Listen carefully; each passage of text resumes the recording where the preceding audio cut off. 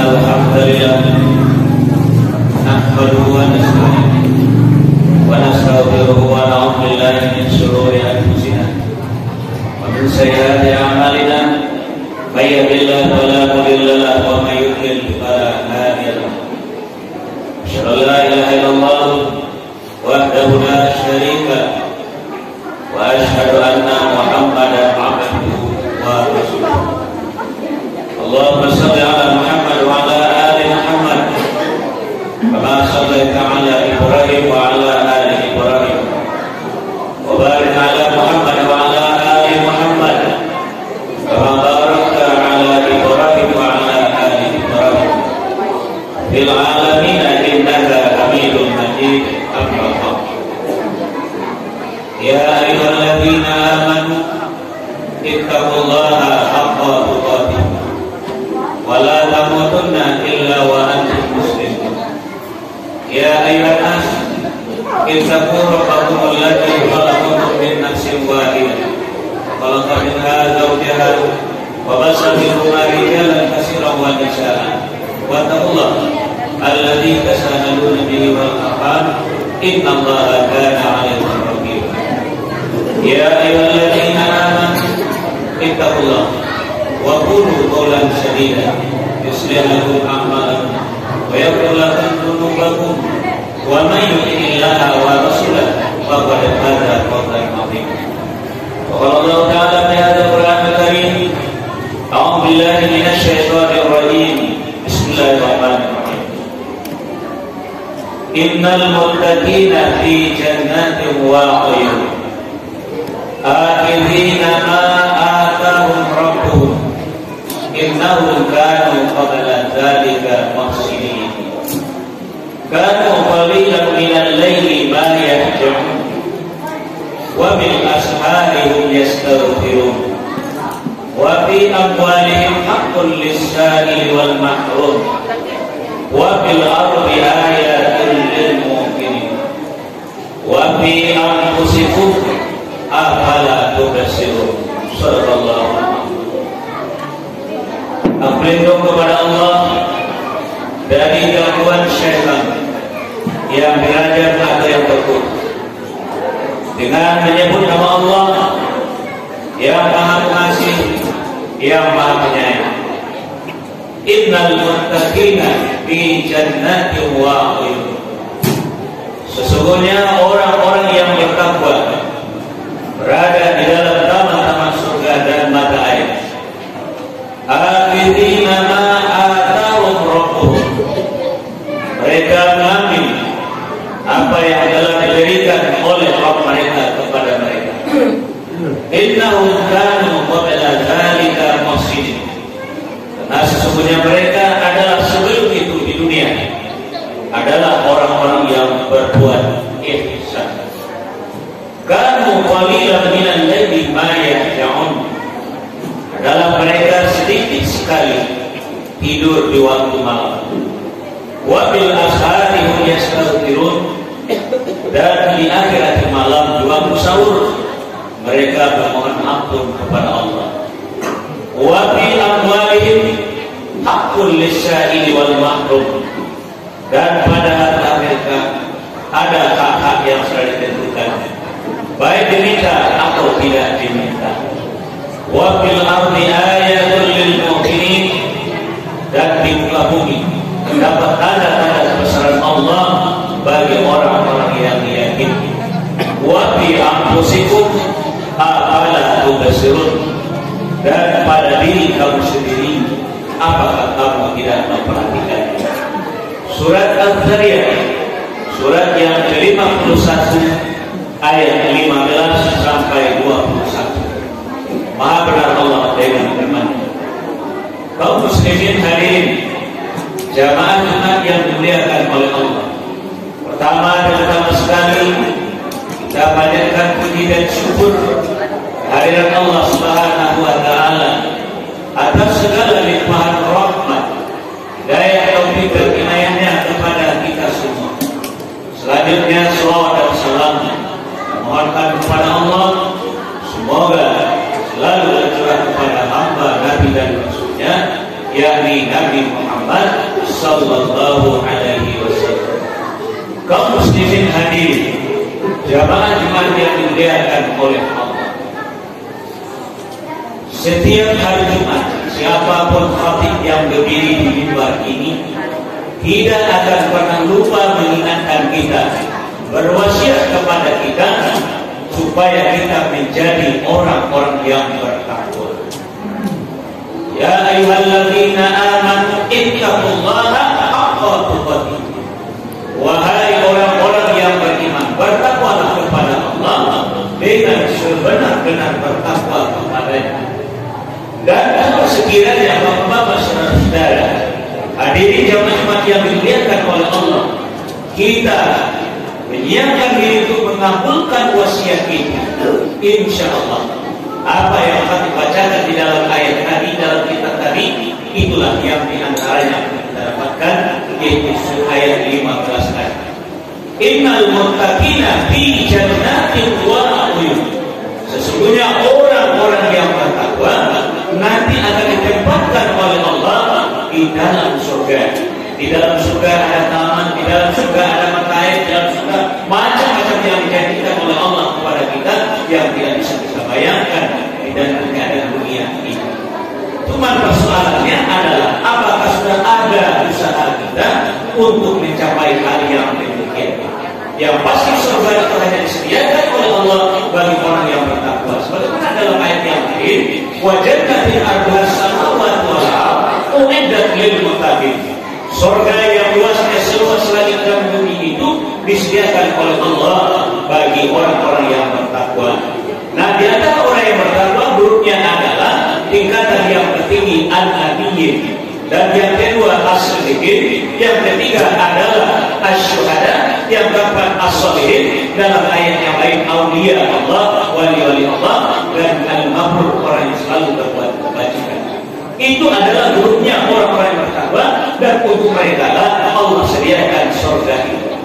Di dalam ayat 16 di ayat yang tadi dibacakan tadi, orang bertakwa ketika berada di dalam surga, akhirina ma'atahum rabbuhum. Mereka mengambil apa saja yang Allah berikan kepada mereka, yang artinya adalah mereka memetik hasilnya. Neraka bukan memetik hasil sampai ada siksaan bagi yang melanggar aturan-aturan agama di muka bumi. Itu adalah azab. Tapi kalau ingin memetik hasil, tempatnya adalah di dalam surga. Bahasa kitanya adalah panen. Nah, kalau nanti panennya adalah di dalam surga, lalu kita di dunia kerja kita apa? Tentu sudah jelas dan pasti adalah menanam. Dan apakah kita sudah melakukan usaha menanam itu sebab nanti supaya kita bisa panen di dalam surga? Umpama kita laki-laki ini, sehari-hari kita habis waktu kita duduk di warung sambil main domino, sambil berkara-kara, sambil berkelakar dengan teman kita. Kita perut kita pulang makan, nanti capek tidur, kira-kira besok panen apa? Yang mudah-mudah juga demikian dengan sepeda motor yang kita miliki, raut ke sana, raut kemari, pokok di sini, pokok di sana, nanti panen apa? Begitu secara umum kita, ada kita yang menjadi petani, ada yang kita menjadi nelayan, ada yang menjadi pedagang, ada yang menjadi pegawai, ada yang menjadi guru, mungkin ada lagi pekerjaan-pekerjaan kita yang lain yang menghasilkan adalah materi untuk diri kita. Nah, hasil yang kita usahakan tadi dengan berbagai macam usaha kita. Pertama, kita buatkan kepada rumah. Rumah selesai, nanti ada lagi model baru, kita bongkar lagi, kita bikin lagi rumah yang seperti yang baru. Nanti kita beli mobil, sudah ada mobil, nanti ada mobil baru, kita jual mobil yang lama, kita beli yang baru. Pokoknya uang kita habiskan untuk semua yang kita inginkan. Kira-kira besok panen apa? Kita kadang-kadang bangga dengan hasil uang yang kita cari. Kalau dapat uang bangun rumah supaya orang tahu kita berhasil, salah itu. Lalu beli mobil, tukar lagi mobil, beli mobil, tukar lagi mobil. Kita anggap kepada orang lain bahwa kita adalah orang yang sukses. Padahal kita adalah orang yang nanti pahit, orang yang bangkrut nanti. Kenapa? Karena kita tidak ada usaha untuk bertanam di dunia supaya kita memiliki hasil nanti di akhirat. Maka Allah katakan dalam ayat 16 tadi, innahu kana qabla dzalika muhsinin. Sesungguhnya orang-orang yang bertakwa itu ketika dia berada di dunia adalah orang yang berbuat ihsan. Itulah yang disebut dengan bertanam atau menanam. Muhsinin adalah orangnya, asal katanya adalah hasana yusinu ihsan, yang artinya adalah Rasulullah sendiri yang bikin definisi, bukan Fatih yang bikin istimewa. Ketika beliau ditanya oleh guru beliau Malaikat Jibril alaihissalam, "Ya Muhammad, akhbirni anil ihsan." Wahai Muhammad, kasih tahu saya apa yang disebut dengan ihsan.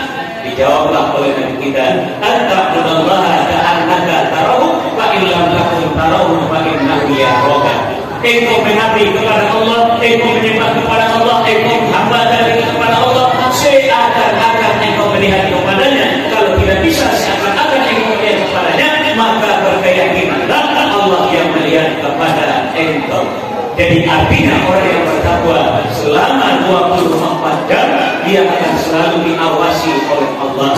Walaupun di dalam dirinya ada sifat jahat yang disebut dalam Al-Quran fujur, tetapi yang berkembang adalah ketakwaannya. Fa'alhamaha fujuraha wa taqwaha. Kenapa? Sifat fujur yang ada di dalam diri kita umpama ada sesuatu yang bukan milik kita, lalu ada keinginan kita didorong oleh sifat fujur kita, dihasut oleh syaitan untuk mengambil tadi. Saya tidak percaya kita tidak akan langsung mengambil barang yang bukan milik kita, tapi kita melihat ke kanan, lihat ke kiri, lihat ke depan, lihat ke belakang, ada nggak orang yang memperhatikan kita? Saya yakin ada kita. Nah, ketika kita melihat kiri kanan tadi, dari jauh ada orang yang kita lihat memperhatikan gerak-gerik kita, dan saya juga tidak percaya kita tidak akan jadi untuk mengambil yang bukan milik kita tadi. Kenapa? Karena merasa ada yang mengawasi kita, melihat kepada kita. Itulah orang yang bertakwa, tidak pernah jadi-jadinya untuk melakukan perbuatan jahat, karena selama 24 jam Allah selalu mengawasi dia. Wa huwa ma'akum annama kuntum. Akhirnya yang berbuat adalah takwanya lagi, wujudnya sudah tersimpan. Nah, kita ini karena belum sampai kepada ihsan, mental kita kebanyakan adalah mental kucing. Kalau debat itu memang luar biasa sopannya kucing, luar biasa dengan pokoknya betul-betul. Kalau bahasa saya adalah bahasa kampung saya, batu-batu saulah seperti yang tadi.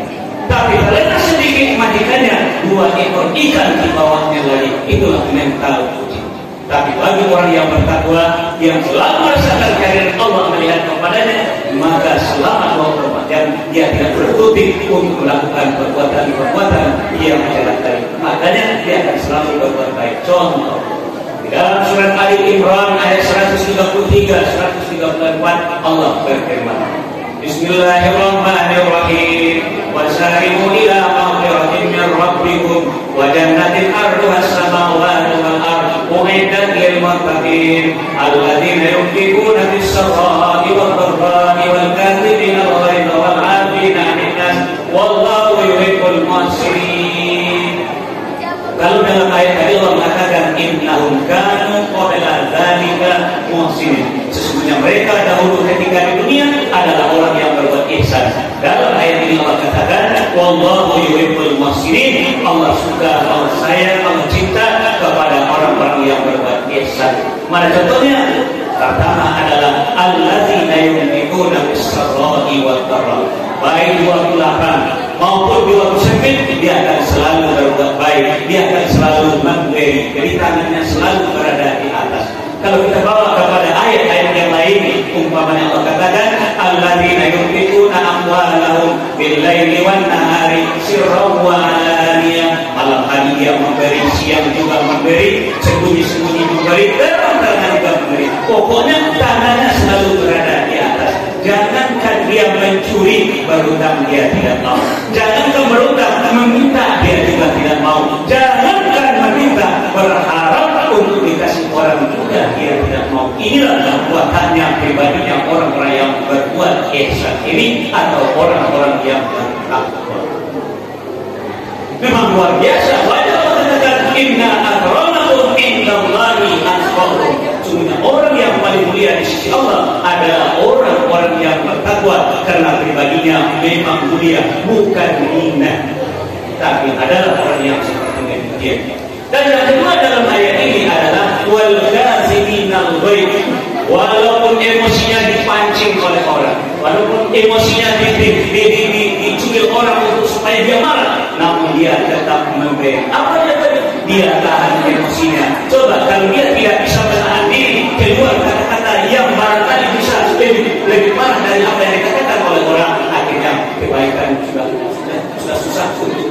dilaksanakan. Sudah bertahun-tahun juga tidak bisa diperbaikan. Kenapa? Karena setelah apalagi sampai melakukan sesuatu perbuatan yang menggunakan tangan, kaki dan segala macam.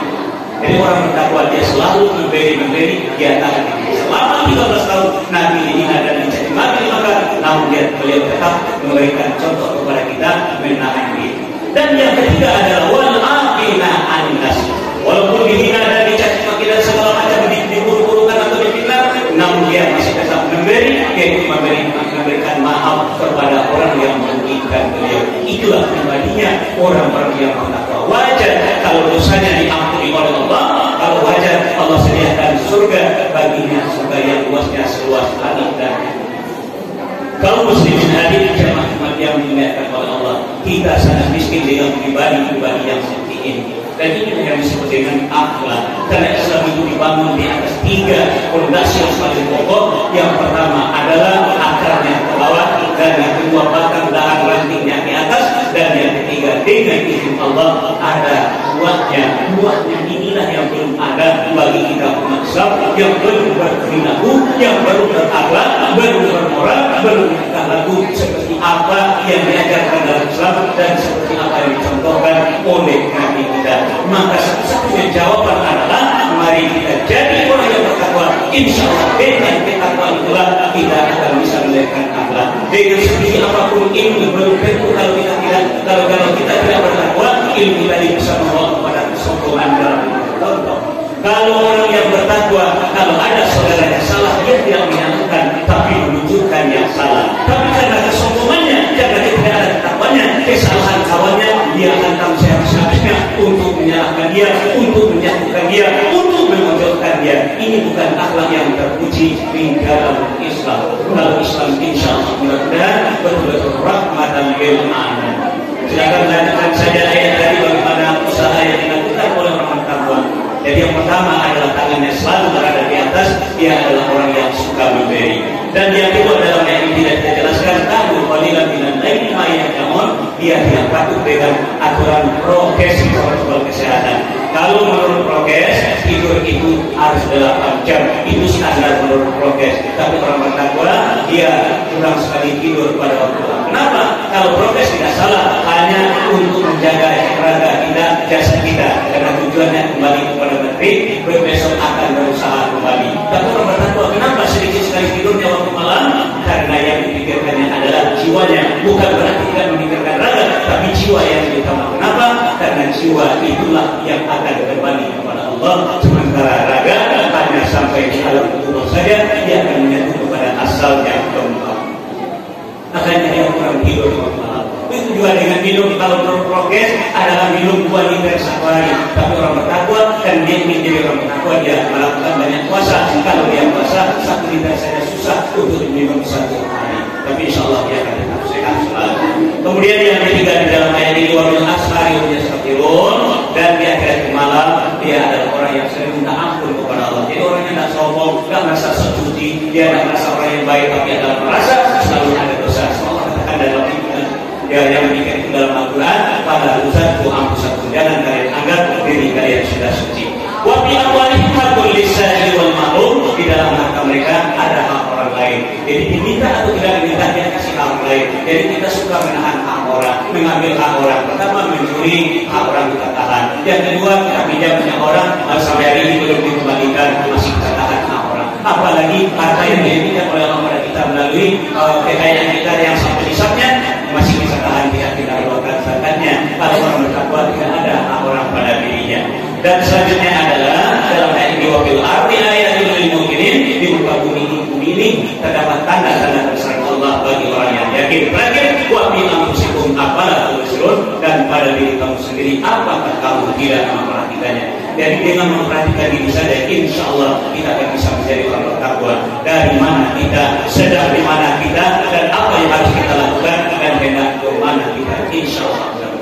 Mudah-mudahan upaya yang dari singkat ini bisa menjadi bahan renungan kita bersama dalam rangka untuk memperbaiki diri supaya semuanya kita nanti berakhir dengan husnul khatimah yang kita minta kepada Allah. Rabbana atina fid dunya hasanah wa fil akhirati hasanah wa qina adzabannar. Semuanya adalah berasal dari kata hasanah yuhsinu ihsana, yaitu artinya anta'budallaha ka'annaka tarahu fa illam takun tarahu fa innahu yaraka wa tabi'u ya ulil absar